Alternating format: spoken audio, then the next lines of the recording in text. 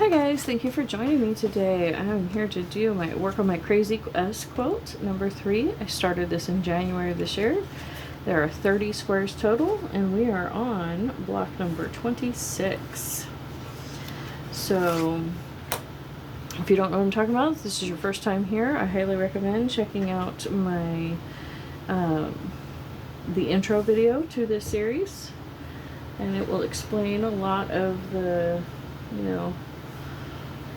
why I chose, what colors I chose, and all of those things. So let's see, let's go ahead and start with this guy. And see, this is a crumb piece as well, and this is a crumb piece, and I'm just attaching those to my foundation piece. And if you want to know, like why I'm using foundation, PE fabric, and all of that, that can be found in the intro. I greatly appreciate your time hanging out with me today. And this project, anybody can do this type of quilting. It doesn't matter if you can reliably sew a straight line or not. Does not matter. You can do this. Okay, and so I'm actually going to just get in here and knit this across and give myself this other small piece, but I also did that so that way I will maintain this edge instead of just losing it to these two, because if that's too long, there won't be a straight edge there. So that's just one of those little things that you will pick up as you go along, and you will decide what you want to do with and how you want to dress it and all of that, just as you go. Let's see, there's some more small pieces. It's just a little too small. Let's see.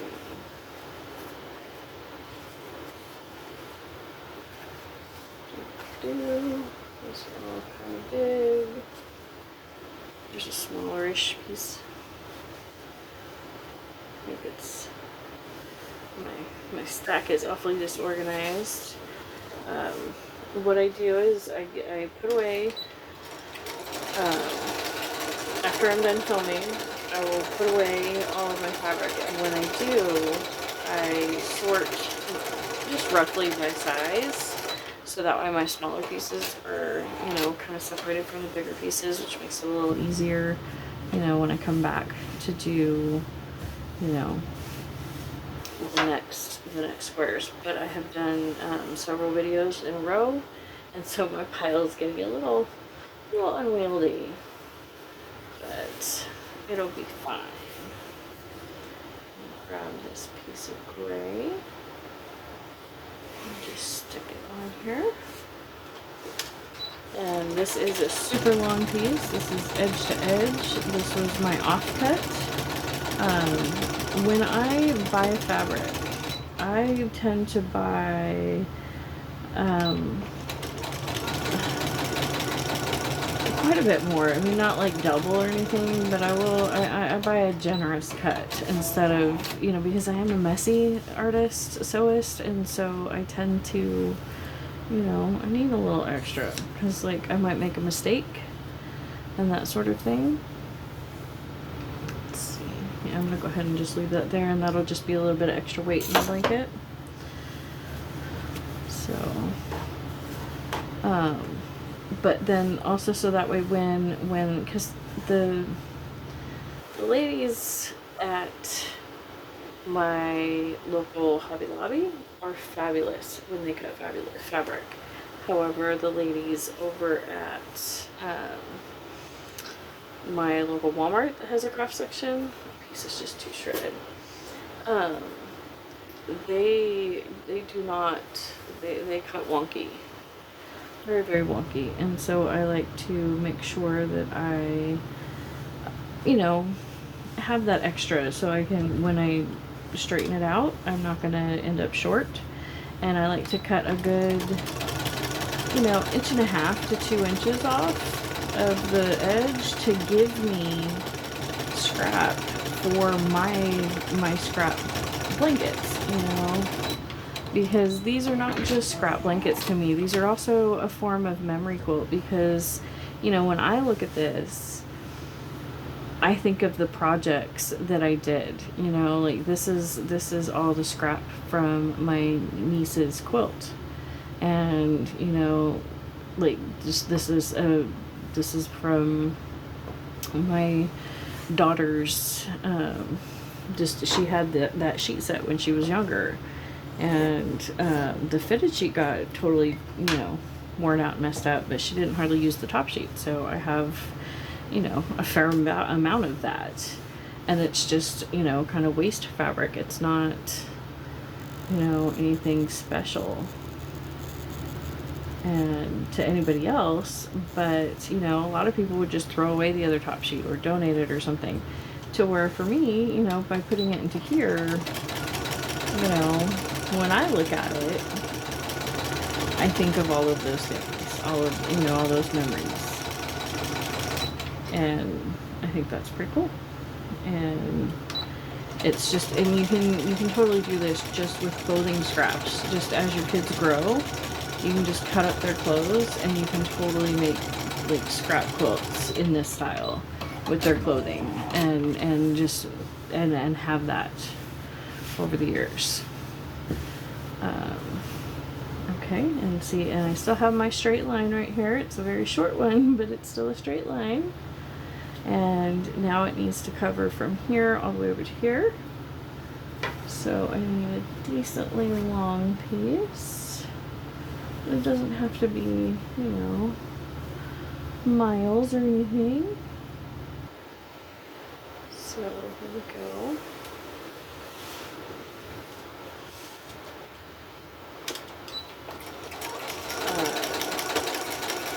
But if you are just getting started and you don't have a lot of scraps, there's a lot of different, you have a lot of different options available to you for gathering scraps, but one of the easiest is eBay. If you have the money, you know, just go on eBay and just type in, you know, whatever kind of fabric you want to work with. I recommend cotton.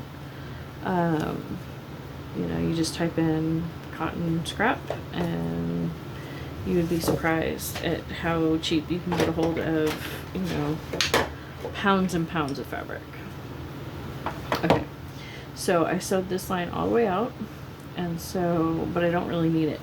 See, on the back here I can see where my line crossed, so I can come in here and like every third or fourth stitch on out to the edge, I can just pop it from the back, and that will free that fabric. And for just this little piece of gray, I probably wouldn't have bothered, but that's an awfully large piece of the purple. I don't know that it's really big enough to use per se, but it was kind of bulky back there, and this is already a bulky fabric, so, because this is flannel, where this was just cotton on top of cotton. So there we go. Oh, and see, this is what I was talking, prevented over here. I didn't prevent over here. See, this should have another straight line here, but it does not. I could correct it if I wanted to. I don't want to go through the trouble, so I'm going to go ahead and just spin around to this edge and keep working. It's not long enough. So we haven't used this yet.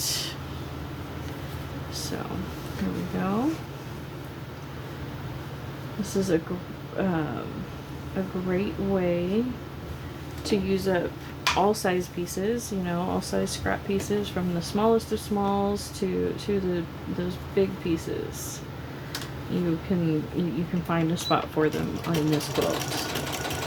The big pieces give you the opportunity to finish a block very, very quickly. The small pieces give you the ability to play with, you know, color and contrast and different patterns and stuff.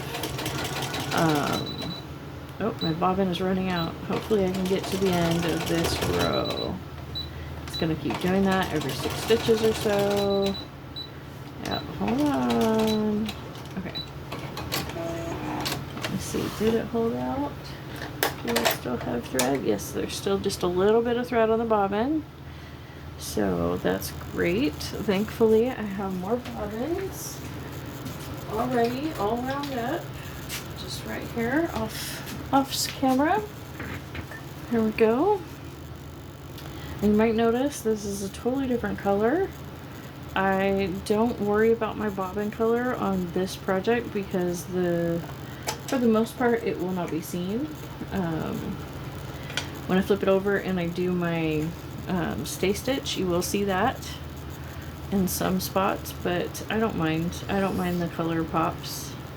I just make sure that the color is a color that works for me with this particular blanket. And again, because this is the bulky flannel, I'm going to make sure to come in here and trim that off. So there we go. Spin, spin, spin. There we go. Okay, that corner is covered. But I still need to cover this edge. Let's see, but piece long enough.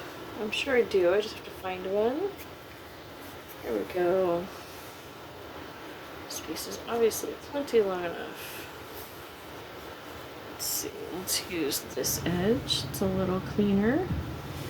It looks like the factory edge versus my edge. Okay. Now I want to come all the way over to this line. So I want to make sure that I overlap that fabric at the right spot. So that way I don't end up having just that 1/4 inch or whatever that I gotta cover later. I'm gonna put my bobbin case back on. Or not case, cover. I love the drop-in bobbins. I do. I love them, I love them, I love them.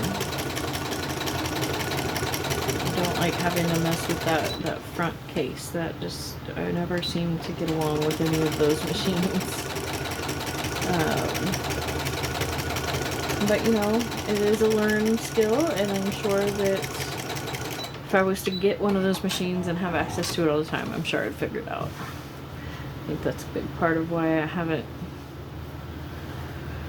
or why I'm so comfortable with this machine, is because I have had it for so long at this point. And we've grown together, haven't we? We've learned a lot from each other. I mean, it's dusty and smushed and I need to clean it and all that, but she's still trucking along for me. Okay, so that corner is definitely covered. So I think it's just this corner. Yeah, this corner is my only corner. And the corner is there, and I have this weird inverted triangle thing going on. So I'm just gonna try and grab, let's see, I had some corner pieces. Nope. Let's see.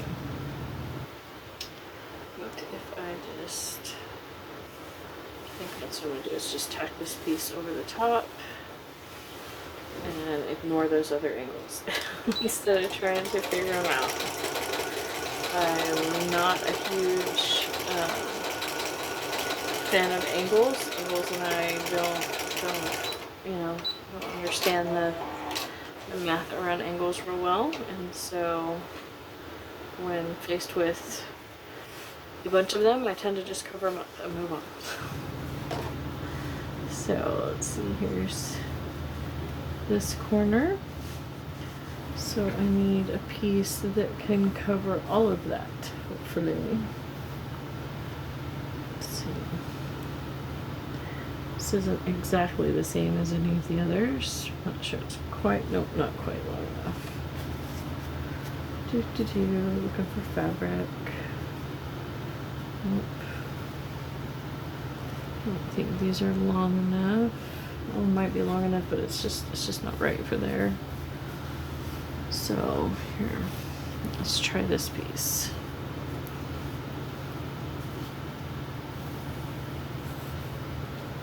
There we go, get some of the strings off of it.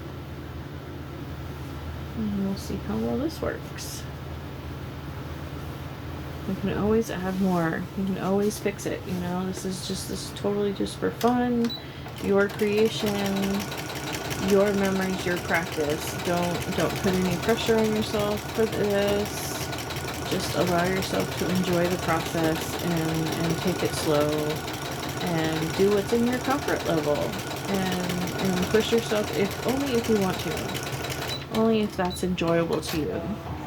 Because I know sometimes I like to challenge myself artistically, you know, and do something I've never done before. Sure, why not? I don't know an artist that doesn't enjoy that, at least on occasion.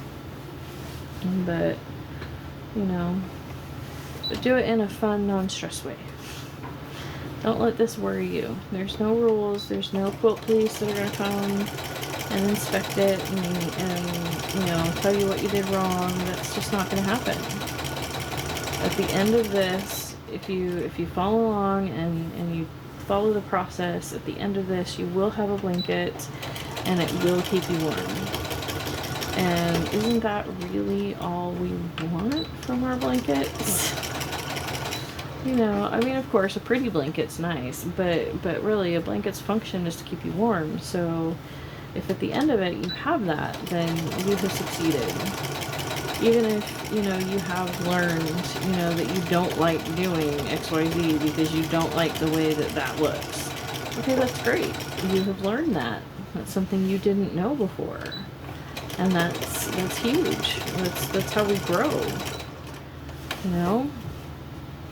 As artists, as people, you know, gotta learn what we don't like sometimes, not just what we like. Sometimes it's important, just as important to learn what you don't like to help you narrow down what you do.